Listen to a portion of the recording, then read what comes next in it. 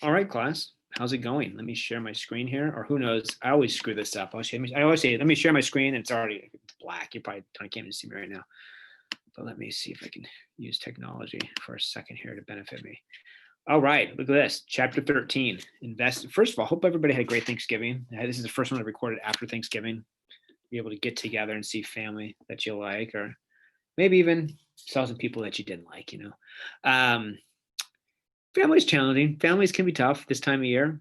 Um, I would say something right now, but I probably shouldn't because this might be up on YouTube. So I'm just gonna shut my mouth.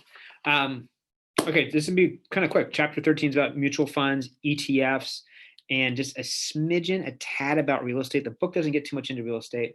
I can see how much I could talk about kind of extemporaneously and just kind of word vomit some stuff on real estate. Since part of my day job is I oversee the master's in real estate program, which is all about investments in real estate stuff. But that gets kind of really in the weeds of things. So, all right, let's get into this. Mutual funds. What are mutual funds? Mutual funds is basically it's like a collection. You have your the slides and everything here, but let's think about it like this way. It's just a collection of stocks. So like it's now how we talked before about portfolios, and you get your candies and your gummy, all the gummies and the chocolates and all that nonsense. Not nonsense, but what I kind of told you before. It's not nonsense. It's legit, but it's just sometimes the way I teach things is a little nonsensical, but it makes sense. A mutual fund is basically a collection of stocks, but instead of having a portfolio of individual stocks, you get a mutual fund, which is basically one piece of investment opportunity. Within that, there is a bunch of stocks. So think about it like this. Like think about if you have like a bucket, like if you had a bucket and you had a bucket that just had, a stock of Coca-Cola. You have another bucket that has stock of Ford, and then you have your mutual fund, which is a little bucket, and it has Coca-Cola, Ford, all these other things inside of it as one investment piece. If that makes sense. As I say in it, I was thinking that might not make sense, but that's what a mutual fund is. It's an opportunity to buy multiple pieces of stocks with one purchase. So basically the definition here is a financial services organization that receives money from the shareholders and invests those funds on behalf in a diversified portfolio of securities. Actually, that kind of makes sense when what I compared to what I just said. There's over 8,000 different mutual funds with a total of $17.7 trillion in assets. That's probably even higher than right now. Then there's something called exchange traded funds, or ETFs.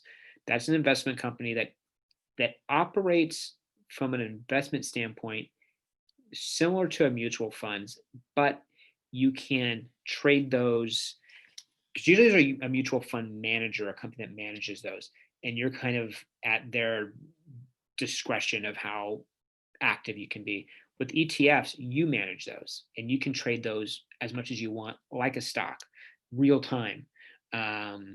Instead of having to submit an order, talk to somebody who's managing the mutual funds, talk to a money manager. This is real time kind of mutual funds for everyday people. Not that regular mutual funds can be for everyday people too, but ETFs are a faster version and more specified, and you have more control.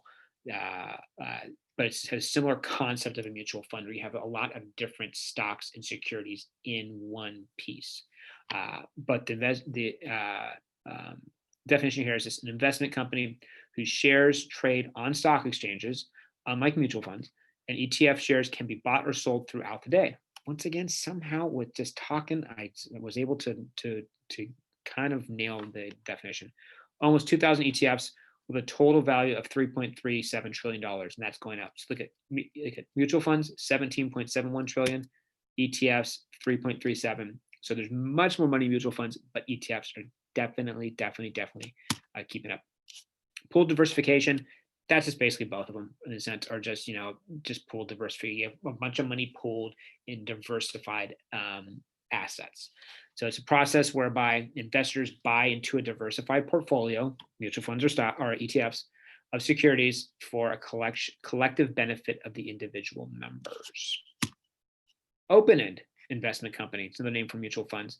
It's a fancy way of just saying, a firm that can issue an unlimited number of shares that it buys and sells at a price based on the current market value of securities it owns. Actually, it's a really bad definition of mutual funds right there. I'm not even sure why I shared it. I got to fill up some slides. Closed-end company is the opposite of an open-end company. It's just an investment company that issues a fixed number of shares instead of a open number of shares or unlimited number of shares. A closed company has a fixed number of shares. So this would be kind of like a mutual funds where you have only a finite number of opportunities to invest. So it issues a fixed number of shares, which are themselves listed and traded like any other stock. So if you look at the two, open versus closed, which one do you think probably might trade for a little bit more? Generally closed, because there's more of a kind of an immediacy to make that investment. There's more of a kind of time sensitive, let's do this before other people have the opportunity to make that investment, would be the closed end. Mutual funds versus ETFs. Which ones do you do? Broad versus narrow. Mutual funds are more broad. ETFs are narrow, can be more focused. The taxes. The ETFs have better protection from capital gains, and the costs. ETFs generally have lower overhead expenses. Hold on, let me look up something right here. Probably should pause this, but I'm thinking I just said something that could not have been accurate. 18 versus mutual.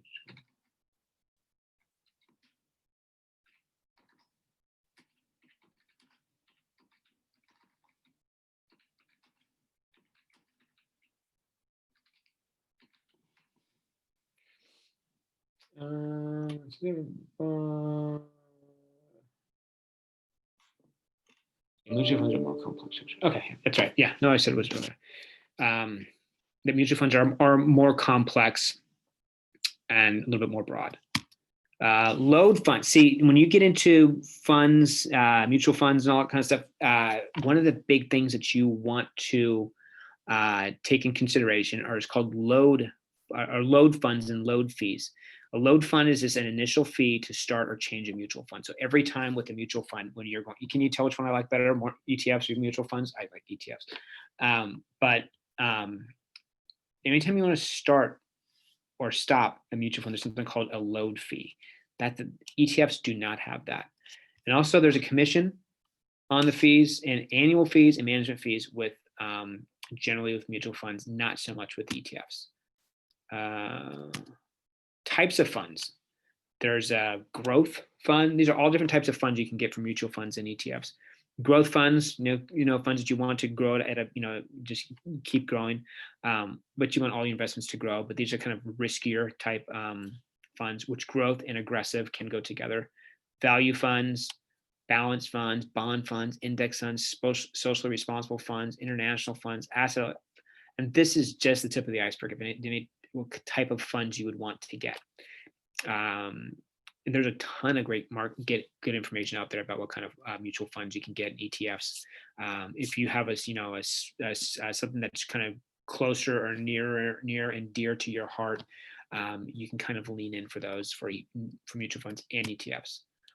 Systematic withdrawal plan. That's basically just a plan offered by mutual funds that allows shareholders to pay themselves a specified amount each month. So based on how much money you have in, or not even based on whatever you have in, you can systematically and timely have that money withdrawn out of the mutual fund as payment. Also, the conversion or exchange privilege, you can make sure that that's available. It's in a sense, it's just a feature, and this feature allows investors to switch from one mutual fund to within another within the same family of funds. Hopefully with not a load fund, hopefully without any fees, but that kind of keeps you in the same family of the mutual funds. It'd be kind of like if you had you go into Wells Fargo and you want to cancel your account at Wells Fargo to go to Bank of America, but they says no, we have another account that's better for you for this checking account. We can upgrade you to that, so that kind of keeps you in that same family. Automatic investment plan. This really has nothing to do with mutual funds and ETFs, but just we've talked about some of this stuff before.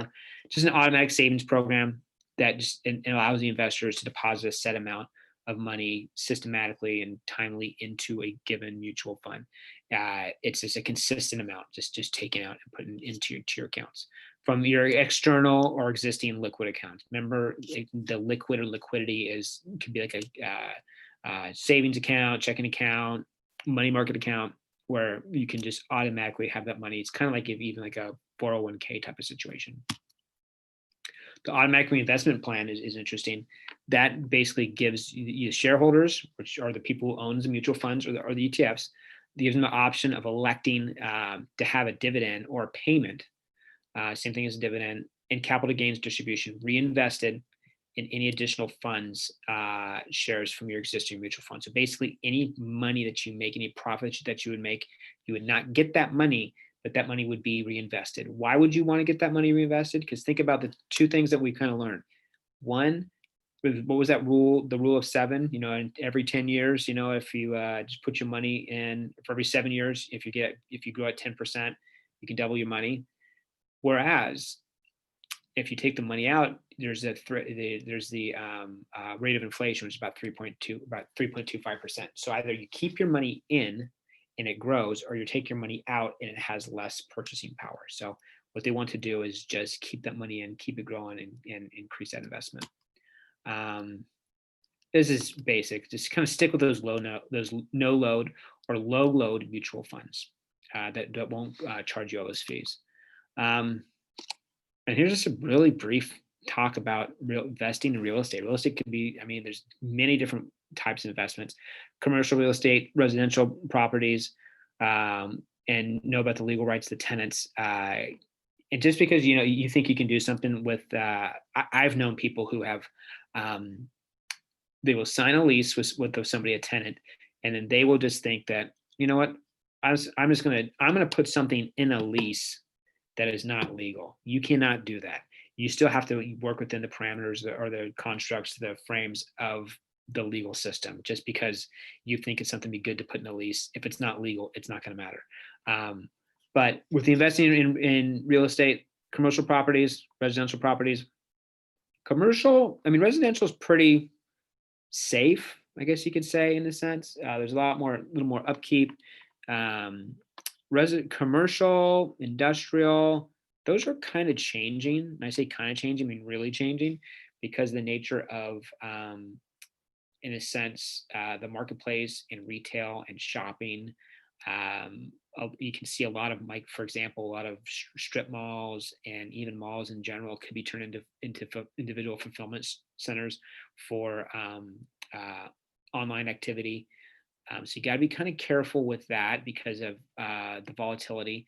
But at the same time, be careful. But there's also going to be a lot of opportunities out there, and you could get some properties, some potential, if you want to invest in those distressed properties at a lower rate. Like hospitality is not really hot to invest in right now. Hotels, because in the COVID world, and who knows how long it's going to last, is that people. One of the big reasons that people use hotels is it's either going to be for vacation or for work travel. And now with the popularity of Zoom, you can get so much more done remotely and get on a Zoom call instead of having to travel and stay someplace for work. I know a guy whose family owns a pretty big chain of hotels, and they're struggling. It's tough right now. So there's that. Real estate investment considerations. Consider these things: the cash flows and taxes. How much? What's those? What kind of cash flows are you going to generate from these investments? And taxes. How much are you going to pay on the taxes? There's all kinds of strategic ways you can think about your tax, how you're going to approach this from taxes, and how you use your investments. You can have some people who just without getting too deep into it, you can really use your investments to shield yourself from tax liabilities. That's a whole nother topic, but we won't get into that right now. And the appreciation in value is just how these assets will increase in value, and the use of leverage. Leverage just basically means, you know, how much debt you have attached to an investment. They say leverage or levered is another term that they say in real estate. Is how you can use that leverage, how you can use that debt, how you can use that financing to your advantage and to your disadvantage. How it can be, you know, kind of too much to handle. Income producing property, just real estate purchased, you know, for leasing or rentals, renting to tenants in order to generate ongoing monthly, annual income in the form of rent receipts. It's one of the main reasons for buying real estate, is to rent it out, and then to eventually to sell it. And when you rent it out, you have to. I mean, without a doubt, you need to have a plan in place with what's my break even point. What's my break even? Here's where I'm invested. What's my break even point? At what point do I want to break even? And more importantly than that, what's your exit strategy? What are you going to try to do with this property? If you want to try to make money off this property, think about how long you want that process is gonna last. You have to always think about that when you have an investment property. What's my break even point? What's my exit point? And then there's something called REITs, Real Estate Investment Trust. It's an investment company that basically accumulates money. You sell shares to investors in order to invest it in many different forms of real estate, including mortgages. Similar, it's the mutual fund of real estate in a sense. So you can have a REIT that has commercial properties. It has residential, like single family homes. It could have apartment complexes. And within that, there are different opportunities. And you generally, to start a REIT, I know you need to have at least 100 investors invested into that REIT. You have somebody who manages the REIT. And then all the individual shareholders will get payment of any profits over time, and then money gets reinvested to try to increase the value of that REIT. So that's about it. Chapter 13 is pretty light. I will post I say I'm going to post this video. You're going to see it because it's posted. I'm thinking like in real time right now. But if you have any questions, you know how to get in touch with me. 714-624-4451 or DUSSERRE@chapman.edu or jdusser@citruscollege.edu as well. I'm going to put together probably another video shortly here, put together a quiz, and then we're getting to the end here, folks. But you know, I wish I got to meet a few of you, you know, via Zoom on office hours, but it's not the same. I'll tell you right now. So any questions, you know how to get in touch with me. If not, I'm going to stop sharing, and I'm going to exit by saying scram.